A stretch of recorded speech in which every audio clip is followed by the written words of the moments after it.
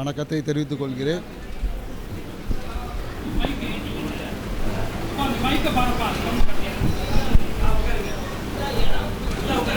மேலும் ஜோதிடராக இருந்த என்னை எனக்கு ஒரு பட்டம் அளித்து ஜோதிடத்தில் ஒரு அங்கீகாரம் அளித்த திரு கணியர் ஐயாவுக்கும் சிரம் சார்ந்த என் வணக்கத்தை தொடர்ந்து என்னுடைய உரையை ஆரம்பிக்கிறேன். இப்போது நாம் இங்கே எல்லாமே பார்த்திங்கன்னா இங்கே இன்று ஒரு குரு பெயர்ச்சி மாநாடு இருக்கும். இந்த குரு என்பதோட முக்கியம் என்னன்னாக்கா, நாம் பார்த்திங்கன்னா ஜோதிடத்தில் இப்போ ஒரு மந்திரங்கள் நம்ம உச்சரிக்கும் போது அதுக்கு ஒரு குறிப்பிட்ட ஒரு 108 முறை 1008 முறை 1,00,000 முறைன்னு சொல்லுவோம். ஏன்னா அதுக்கு பேர் உருன்னு ஒரு பேர் இருக்குது. ஏன்னா அத்தனை முறை அந்த மந்திரங்களை உச்சரிக்கும் போது அந்த மந்திரம் என்பது ஒரு முழுமையடையும், அதாவது உருவகம் அடையும் என்பதை அதை சுருக்கமாக உரு என்று நம்ம சொல்கிறோம். அப்போ இந்த உருக்கு ஒரு என்ன சொல்லுவாங்க, குரு இல்லா வித்தை பாழ்.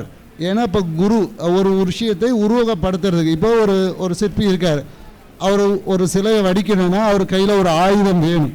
ஸோ அப்போ அந்த ஆயுதம் எனக்கூடிய அந்த இக்கனாவை, தமிழில் இருக்கக்கூடிய ஆயுதம் எனக்கூடிய இக்கனாவை சேர்க்கும் போது இக்கு ப்ளஸ் ஊ பார்த்திங்கன்னா குரு என்பது அங்கே வெளிவரும்.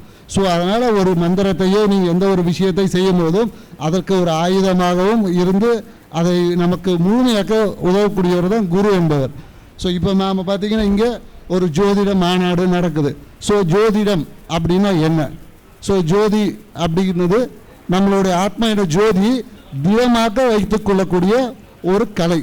ஸோ இந்த ஜோதிட கலை, ஸோ நமக்கு எல்லாருக்கும் ஒரு ஜாதகம் இருக்கும். ஜாதகம்னா என்ன? ஏன்னா தமிழ் மொழியை பார்த்திங்கன்னா மேலோட்டமாக படிக்கும்போது ஒரு மேலோட்டமான ஒரு விளக்கத்தையும் அதே விஷயத்தை ஆழ்ந்து படிக்கும்போது ஒரு ஆழமான உட்கருத்துக்களை உள்ளடக்கியது தான் தமிழ் மொழியே. இப்போ பார்த்திங்கன்னா ஜாதகம்னா என்னன்னா நடை. ஸோ நடை ப்ளஸ் அகம், ஸோ அதை தான் ஜாதகம்.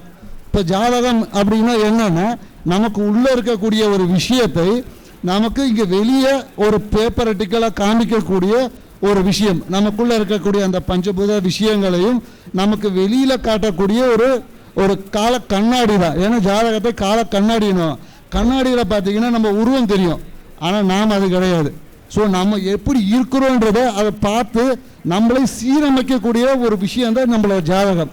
ஏன்னா இப்போ நம்ம ஜாதகத்தை பார்க்குறோம், ஒரு விஷயம் அதிகமாக இருக்குது, ஒரு விஷயம் கம்மியாக இருக்குது. ஸோ அதை பார்த்துட்டு ஒன்று என்ன பண்ணுவோம், நீங்கள் ஒரு பிளட் டெஸ்ட் எடுக்கிறீங்க, இப்போ ஒரு சுகர் டெஸ்ட் எடுக்கிறீங்க, ஏதோ ஒரு டெஸ்ட் எடுக்கிறீங்க, டெஸ்ட்டில் ஒரு ரிப்போர்ட் கொடுப்பாங்க. கொடுத்த ஒன்று நாம் நார்மலாக இருந்தால் விட்டுருவோம், ஒன்று அதிகமாக இருந்தால் குறைப்போம், இல்லை குறைவாக இருந்தால் அதிகம் பண்ணுவோம். ஸோ இதுதான் அந்த பரிகாரம். ஸோ பரிகாரம் என்பது என்னன்னு பார்த்தீங்கன்னா, பரி என்னக்கூடிய அர்த்தம் என்னன்னாக்கா இணையான, அதாவது ஒரு விஷயம் சரியில்லை. ஸோ அப்போ பரி என்பது என்ன, இணையான ஒரு செயல். காரம் என்ன, செயல். ஸோ அப்போ அதுக்கு ஒரு இணையான, அதாவது அந்த விஷயத்தை சரி செய்வது என்பதை காட்டிலும் சீரமைப்பது என்பதுதான். ஏன்னா ஒரு விஷயம் கெட்டு போச்சுன்னா சரி செய்யலாம், சரியாக இயங்கலைன்னா சீராக இயங்க வைக்கணும். இப்போ ஃபேன் ஓடலை, அப்போ என்ன பண்ண, சீராக இயங்கிறது ரிப்பேர் பண்ணுறோம். ஸோ இதுதான் பரிகாரம் என்பது, அதற்கு இணையான ஒரு செயல். ஸோ அப்போ அந்த இணையான செயல்களை, ஏன்னா நாம் இப்போ எல்லாமே ஜோதிடராக இருக்கிறோம். ஏன்னா இப்போ இங்கே ஜோதிடர் என்னன்னாக்கா ஒரு விஷயத்தை திடமாக்கக்கூடிய கலையை கட்டுறதுனால நம்ம ஜோதிடராக இருக்கோம். ஆனால் நம்ம வாழ்க்கையில் திடமாக இருக்குமா அப்படின்னா எல்லாரும் பார்த்திங்கன்னா அது அவங்களுடைய சுய பரிசோதனை பண்ணி பாருங்க. இப்போ இந்த ஜோதிடரை நாம் ஒரு இடத்துல ஸ்ட்ராங்காக இருந்தால் தான் நம்மளை நம்பி வரவங்கள நம்ம ஸ்ட்ராங்காக்க முடியும். ஸோ நாமளே இங்கே வீக்காக இருந்தால் நம்மளை நம்பி வரவங்கள எப்படி ஸ்ட்ராங்காக்க முடியும்? ஸோ அப்போ நமக்குள்ளே அந்த ஜோதிடத்துக்குள்ளே இருக்கக்கூடிய அந்த நுணுக்கங்களை முதல்ல நாம் புரிஞ்சிக்கணும். அதன் பிரகாரம் நாம் அதை இம்ப்ளிமெண்ட் பண்ணோம். அதன் மூலம் நாம் முதல்ல வளர்ச்சி அடையும் போது நம்மளை சார்ந்தவர்களும் வளர்ச்சி அடைய வைக்க முடியும். ஸோ அப்போது இந்த விஷயங்கள் எப்போதும் பார்த்திங்கன்னா நமக்கு இந்த 12 பாவமும் இருக்குது. இந்த 12 பாவமும் நமக்கு பார்த்திங்கன்னா சந்திரனோட நகரை பற்றி ஒரு பாவமாக இயங்கிட்டு இருக்கோம். ஆனால் ஒரு நாளைக்கு 24 மணி நேரம் இருக்குது. இந்த 24 மணி நேரமும் 12 மணி நேரம் பிரிச்சிங்கன்னா ஸோ 12 பாவகம் வந்துடும். அதாவது ஒரு பாவத்துக்கு 2 மணி நேரம். ஸோ 2 மணி நேரத்தில் ஒரு மணி, எல்லா 2 மணி நேரத்தில் 1 மணி நேரம் உங்களுடைய ஜாதகத்தில் நடைபெற்ற அந்த விஷயங்கள் உங்களுக்கு நடக்கும். இன்னொரு 1 மணி நேரம் உங்களை சீரமைப்பதற்காக உங்களுக்கு இறைவன் கொடுத்தக்கூடிய ஒரு நேரம். அந்த நேரத்தை நீங்கள் பயன்படுத்தி உங்களுக்குடைய அந்த பரிகாரங்களை நீங்கள் செய்யும் போது, ஃபார் எக்ஸாம்பிள் இப்போ நீங்கள் ஒரு 3 மணிக்கு ஏன்னா 3 மணிக்கு 3 to 5 பார்த்தீங்கன்னா அந்த 3 to 4 உங்களுடைய பார்த்தீங்கன்னா 3ஆம் பாவகம் இயங்கும். 3ஆம் பாவகம் விஜய விரிய ஸ்தானம். நீங்கள் அது ஜாதகத்தில் எடுத்து பார்த்தீங்கன்னா ஆண்மைக்கான விஷயம், உடலுறவுக்கான ஒரு நேரமும் அதில் இருக்கும். ஸோ பிரம்ம முகூர்த்தம் என்பது. ஸோ இந்த 3 to 4 உங்களை நீங்கள் சீரமைச்சிக்கிறதுக்கான ஒரு வாய்ப்பை உருவாக்கக்கூடிய நேரம்.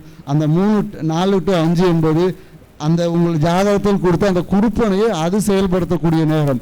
அதே மாதிரி பார்த்தீங்கன்னா இந்த 5 to 7 என்னன்னாக்கா நம்ம காலக்கணக்கில் முடிக்கக்கூடிய நேரம் சொல்லுவான். ஆனால் அந்த நேரம் தான் உங்களை தூய்மையாக்கக்கூடிய நேரம். 6ஆம் பாவம் இயங்கும் அந்த நேரத்தில். அந்த 6ஆம் பாவத்தில் நீங்கள் பெருசாக செய்யணும்னா கூட அட்லீஸ்ட் குளிக்கவாது செய்யுங்க. குளிச்சிங்கனாவே உங்களுடைய என்ன சொல்ல தோஷம் நீங்கும். அந்த என்ன சொல்லுதுன்னா அந்த 5 to 6 அந்த நேரத்தில் காலை குளியல் என்பது நீங்கள் செய்யும் போது உங்களுக்கு இல்லை ஏற்பட்ட பல தோஷங்கள் நீங்கக்கூடிய நேரம். 7 to 8 உங்களுடைய பாக்கியத்தை அனுபவிக்கக்கூடிய நேரம். நீங்கள் ஒன்றுமே இல்லை, நீங்கள் என்ன பார்த்தீங்கன்னா காலபுருஷ தத்துவத்தில் 9ஆம் பாவம் பாக்கியஸ்தானம், 12ஆம் பாவம் விரயஸ்தானம், ரெண்டுத்துமே குருவன் அதிபதி. இப்போ நீங்கள் உங்கள் பாக்கியத்தை சரியாக பண்ணலைன்னா 12ஆம் பாவம் அடுத்த 2-3 நாட்கள் இயங்கி உங்களை விரயத்தை நீங்கள் தண்ட செலவை கண்டிப்பாக ஏற்படுத்தும்.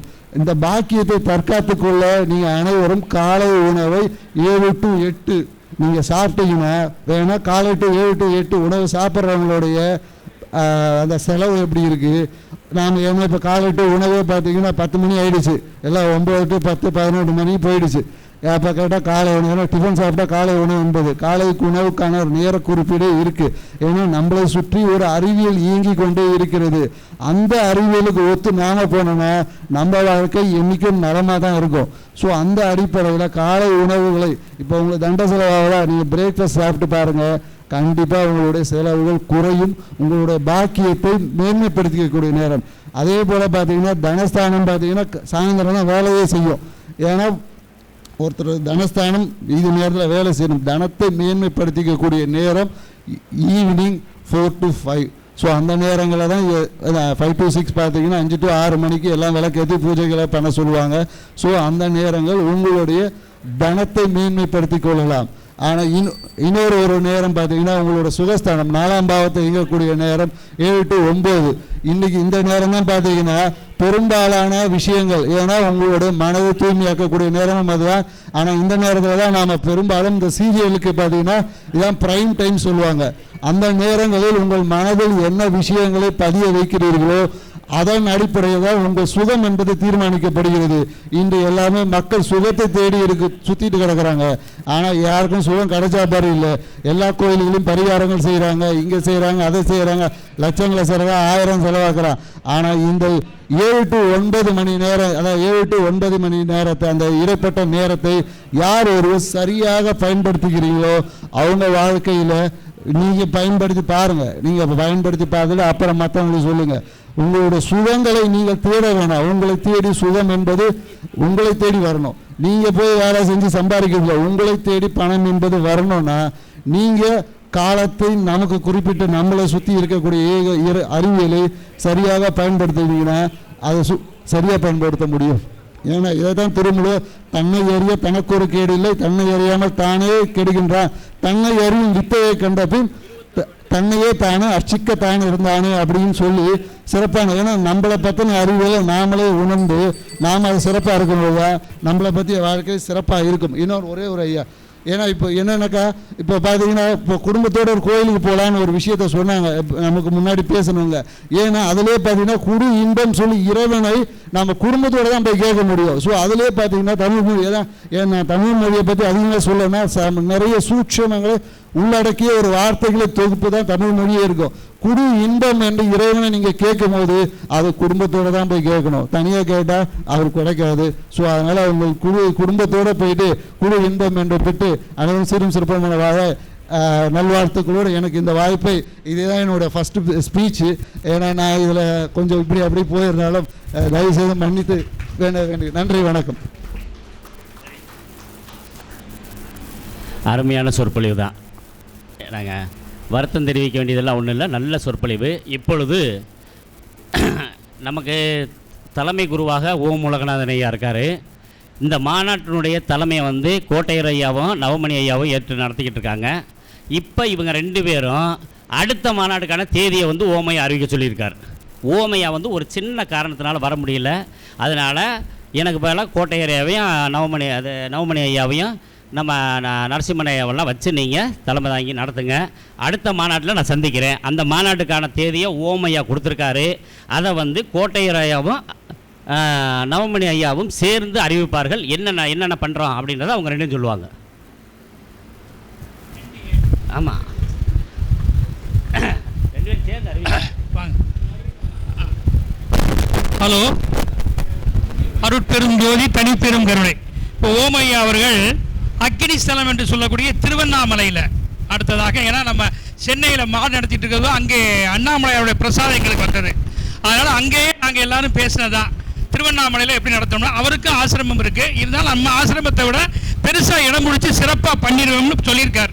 எங்களெல்லாம் கூட வர சொல்லியிருக்காரு. இப்போ அவரே சொல்லி அனுப்பியிருக்கார். இப்போ திருவண்ணாமலையில் ஜூலை 2, 3 ஆமாம், அதாவது சனி ஞாயிறு, ஞாயிற்றுக்கிழமை தான் அது மெயின். ஞாயிற்றுக்கிழமை முடிஞ்சோன்னே கிரிவலம் வந்தாலும் நம்ம ஞாயிற்றுக்கிழமை பௌர்ணமி இருக்குது, சனிக்கிழமை சனி பிரதோஷம் இருக்குது. அதனால் இந்த ஜூலை 2 குறித்து வச்சுக்கோங்க. அன்றைக்கி வந்து நம்ம எல்லாரும் மாநாடு நம்ம எல்லாம் நடத்தி முடிஞ்ச உடனே இரவு வந்து கிரிவலம் வந்து அண்ணாமலையரை வணங்கலாம். அற்புதமான ஸ்தலத்தில் நடக்குது. நினைத்தாலே முக்தி திருவண்ணாமலை. அதனால் திருவண்ணாமலை நடக்க இருக்கக்கூடிய நிகழ்ச்சிக்கு நாங்கள் எல்லாரும் 5 குழுவாக இருந்து பஞ்சபூதங்களாக இருந்து ஓம் ஐயா தலைமையில், ராசசேகரன், நான், அருள்வேல், நவமணி ஐயா எல்லா தலைமையிலிருந்து பேச இருக்கிறோம். நீங்கள் எல்லாம் ஒத்துழைப்பு தந்து அந்த அக்னி ஸ்தலத்திலே வந்திருந்து அண்ணாமலை உண்ணாமலுடைய ஆசீர்வாதத்தை பெற வேண்டும். தேதியை குறித்த நவமணி ஐயாக இப்போ அதனுடைய சிறப்புகளை எல்லாம் சொல்ல போகிறார். ஏன் தேதி குறிச்சார் அப்படின்றதுக்கு ஒரு விளக்கமும் கொடுக்கணும். இனிய நண்பர்களே, அனைவருக்கும் வணக்கம். நீண்ட நெடு நாட்களாக ஜோட சாஸ்திரம், ஜோட கலையை, ஒரு ஜோட மாநாட்டை ஒரு ஏதாவது பஞ்சபூத தத்துவத்தில் ஒன்றில் நடத்த வேண்டும் என்று எண்ணியிருந்தோம். நிலம், நீர், நெருப்பு, காற்று என்று சொல்லுகின்ற அமைப்பில் பல தடவை பேசியிருக்கிறோம். ஒரு தத்துவத்தில் தான் நடத்த வேண்டும் என்று. அப்படி என்றால் அதை நெருப்பு தத்துவத்தில் நடத்தினால் சிறப்பாக இருக்குமே. ஒவ்வொரு யுகத்திலும் அண்ணாமலையாருடைய மலை மாறிக்கொண்டிருக்கிறது நிறம் என்பதை நீங்கள் அறிவீர்கள். அண்ணாமலையாருடைய சிறப்புகளை நீங்கள் அறிவீர்கள். இந்த நெருப்பு தத்துவம் என்பதையும் நீங்கள் அறிவீர்கள்.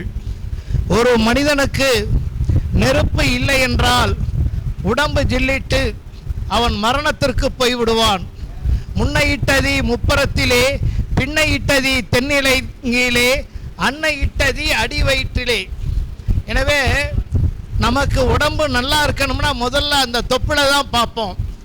அப்படிப்பட்ட அந்த நெருப்பு தத்துவமுடைய அந்த ஊரிலே நடத்த வேண்டும். நிலம் எடுத்துக்குங்க, காற்று எடுத்துக்குங்க. ஆனால் நெருப்பு மட்டும்தான் மேல் நோக்கி எரியும். மனித மனம் ஒவ்வொன்றும் செயல், எண்ணம் அனைத்திலும் மேல் நோக்கி நாம் போக வேண்டும். அந்த தத்துவம் தான் அது. இப்படி சைவ சித்தாந்தத்திலும் நிறைய சொல்லலாம். அண்ணன் அவர்கள் கேட்டார்கள், நீங்கள் கண்டிப்பாக எதில் இருக்க வேண்டும் என்று நினைக்கிறீர்கள் என்று சொல்லும் பொழுது அண்ணாமலையில் தான் வைக்க வேண்டும் என்று சொன்னேன்.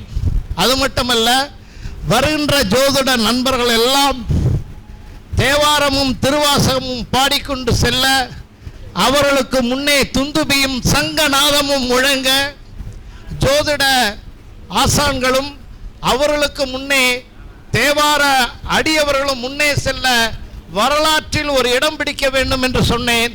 செய்யுங்கள் என்று சொன்னார். அதைவிட நமது தம்பி செய்வோம் என்று சொன்னார். இதுவரை கடந்த நாளும் இனிமேலும் அப்படி ஒரு ஊர்வலம் இருக்கக்கூடாது. அப்படி ஒரு ஊர்வலத்தை நீங்கள் தான் நடத்த வேண்டும். அந்த திருவண்ணாமலை நமது ஜீவன், அதாவது தொப்புள் பகுதி. எனவே உயிர், இதுதான் தாய்க்கும் நமக்கும் உள்ள சம்பந்தம். எனவே அந்த தாய் வீட்டை நோக்கி 2ஆம் தேதியும் 3ஆம் தேதியும் வாங்கன்னு சொல்ல மாட்டேன், அலையலையாக வாங்க, அணி அணியாக வாங்கள். உங்கள் குடும்பத்தோடு வாருங்கள், உங்கள் நண்பர்களோடு வாருங்கள். 11ஆம் சரி, காரில் ஏறி வாருங்க. அவர் சொல்ற செலவு எந்த விட 7 வரலாம், எதுவும் வரலாம். ஆனால் ஜோதிடம் என்ற ஒன்றில் நாமெல்லாம் சகோதரர்கள். வாருங்கள். உலகநாதன் ஐயா அவர் என்னுடைய தம்பி, நான் ஐயான்னு சொல்கிறதில்ல. அவர் எனக்கு தம்பி, இவர் எனக்கு நண்பர். நமது அருள்வேல் அவர்கள் தம்பி. ஐவரும் சேர்ந்து செய்கிறோம்னு சொன்னார். செய்கிறோம். ஆனால் நீங்கள் தான் இருக்கிறீங்க. நீங்களும் தான் சேர்ந்து செய்யணும். எல்லோரும் கை தட்டுங்கள். ஒரு கை தட்டினா பலம் இல்லை, பலன்கை தட்டுங்க. வரலாறு படைக்கணும். அத்தனை மீடியாக்களும் அத்தனை தினத்தாள்களும் வர வைப்போம், வரலாறு படைப்போம். வாழ்க தமிழ். நன்றி நன்றி நன்றி. அதாவது பஞ்சபூதங்கள்ல நிலம், நீர், நெருப்பு, காற்றாக 5 பூதங்கள் இருக்கிற வந்து நெருப்பு எப்பவுமே உருவம் மாறாது. எல்லாமே உருவம் மாறும். மண் பல வகை இருக்கு, நீர் பல வகை இருக்கு, காற்றும் பல வகையா இருக்கு, ஆகாயம் பல வகையா இருக்கு. நெருப்பு மட்டும் மாறாது. அதனால எல்லோருமே நெருப்பை பயன்படுத்துறோம். ஒரு நிகழ்ச்சி நடந்தா குத்து விளக்கு ஏத்துறோம், அகல் விளக்கு ஏற்ற அல்லாஹ் வழிபடுறாங்க, மெழுகுவத்தி ஏற்றி இயேசு பெருமானை வழிபடுறாங்க. ஆக ஜோதி உருவம் மாறாது. நீங்க போடுற ஊனா போடுறீங்க பாருங்க, ஊனா சிவமயம், அது பஞ்சபூதங்கள்ல நெருப்பு காகத்தை குறிக்கும். காகம் உட்கார்ந்து இருக்கிறதையும் பாருங்க, ஊனாவையும் பாருங்க. அந்த பூதங்கள்ல கூட 5 பஞ்சபூதம் நடுவில் வரக்கூடிய நெருப்பு எக்காரணத்தை கொண்டு மாறாது.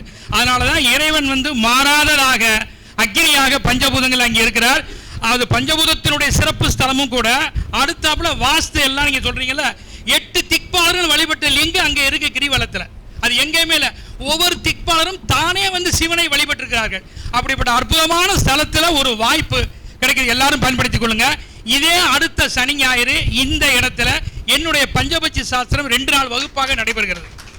அது என்னுடைய புது புக்கு வெளிவந்திருக்கு. அந்த புக்கு ராசியம் இருக்கு. என்னிடத்தில் நாங்கள் வகுப்புக்கு தர இருக்கிறோம். புக்கினுடைய விலையை 300 ரூபா, 2000 ரூபா ஃபீஸு. அது உங்களுக்கு மதிய உணவு தேநீரோடு உண்டு. தங்குவது நீங்கள் தோதும் தான் இங்கே தங்கலாம், வெளியே வரவரோட சேர்ந்து தங்கிக்கலாம். அடுத்த 27, 28 நடக்கிறது. அதற்கு அடுத்தது ஜூன் 2, 3, 4 பிரமாதமான உங்களுடைய ராசசேகரனுடைய அற்புதமான வகுப்பு. 3 நாளுமே இங்கே இந்த பிரசன்னம், அஷ்டமங்கல பிரசன்னம். நிறைய இடத்துல பணமெல்லாம் வாங்கி நடத்துறாங்க, யாரும் சரியா சொல்லி கொடுக்கறது இல்லை.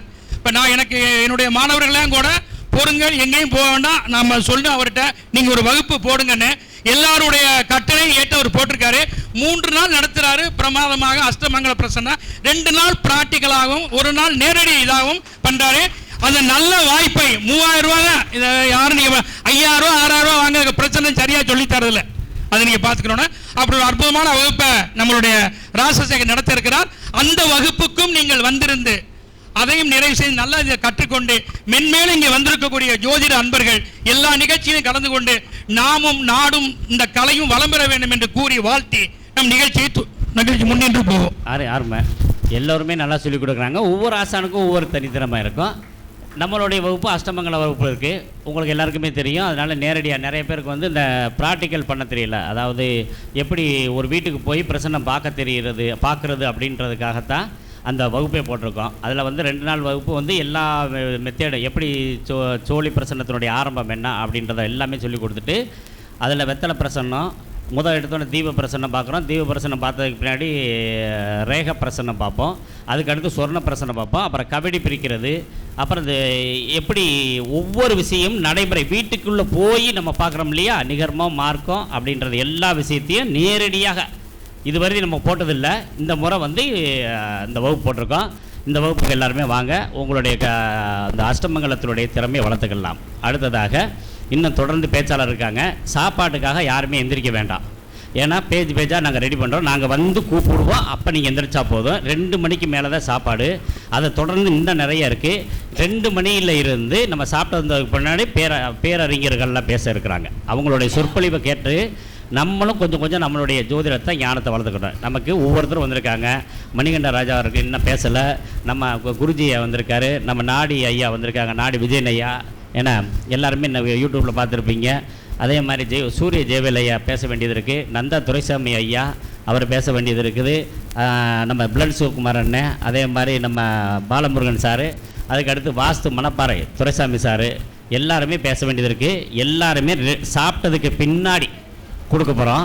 அதுவரை இன்னும் தொடர் நிறையா இருக்குது. இதுவரை பேச்சாளர்கள் லிஸ்ட்டில் இருந்து இந்த குழுவில் வந்து எல்லாருமே ஒருத்தர் தேர்ந்தெடுக்க போகிறாங்க. இதுவரை பேசுனாங்களே யார் நல்லா பேசுனாங்க, யாருக்கு பொன்னாடை போற்றி மரியாதை செய்யணும் அப்படின்றத குழுவே முடிவு எடுத்து அவங்க சொல்கிறாங்க. அவங்களுக்கு நம்ம சிறப்பு செய்ய போகிறோம். இதை தொடர்ந்து ஆசிரியர் ஐயா தொடரட்டும். அது ராசியான ஒருத்தன் இல்லை 2 பேர் 3 செலக்ட் பண்ணாமல 3 பேர் வரை கொடுக்கலாம். அடுத்ததாக ஃப்ளக்ஸ் சிவகுமார் நீங்க பேசலாம். இருங்க ஒரு நிமிஷம். இப்போ இருங்க நான் சொல்கிறேன். இப்போ நம்ம பேசும்போது எடுத்துக்கிறீங்களா? சீப் கெஸ்டா? இருங்க நான் அப்படி நிற்கிறேன். அப்படி போட்டுடுங்க. என்னது 200 மேடை பேசிட்டு பேசி பழக்கம் இல்லையா? எனக்கு அதிகமாக மேடை பேச்சு வராது. எனக்கு சோசியல் ஒர்க் பண்ணுவேன், மற்ற ஃபீல்டு ஒர்க்கெலாம் நல்லா பண்ணிகிட்டு இருப்பேன். ஜோதிட மாநாடெல்லாம் நிறையா நடத்திட்டு இருப்பேன். பட் என்னைய இந்த அகில இந்திய ஜோதிட பேரவை மற்றும் குருகுலம் ஜோதிட பயிற்சி நிலையம் திரு கணியர் ராஜசேகரன் அவர்களுக்கும் மேடையில் வீட்டிற்கும் அனைத்து குருமார்களுக்கும் என் நன்றியினை தெரிவித்துக் கொள்கிறேன். இந்த குரு பயிற்சி தாராபலம் மூலியமாக எப்படி பலன் எடுத்து, ஏன்னா தாராபுரம் மூலியமாக பலம் எடுத்ததில் ஒரு லாஸ்ட் இயர் எடுத்து பார்த்ததில் அதில் நல்லா வந்தது. அந்த தாராபலம் பலத்திலலாம் வந்து இப்போ அஸ்வினியில் வந்து இப்போ குரு இருக்கிறங்காட்டிக்கு குருவும் கேதுவும் சேர்ந்தங்காட்டிக்கு ஜென்மதாரியாக இருப்பதால் நமக்கு வந்து ஒரு மனக்குழப்பம் மற்றும் எதிலும் பிடிப்பில்லாமல் ஏற்படும் மற்றும் அது ஜென்மத்தாரியாக சொல்லப்படுது. மற்றும் சம்பத்து தாரியாக புதனோட நட்சத்திரங்கள் வருகின்றது. அந்த புதனோட நட்சத்திரத்தில் வந்து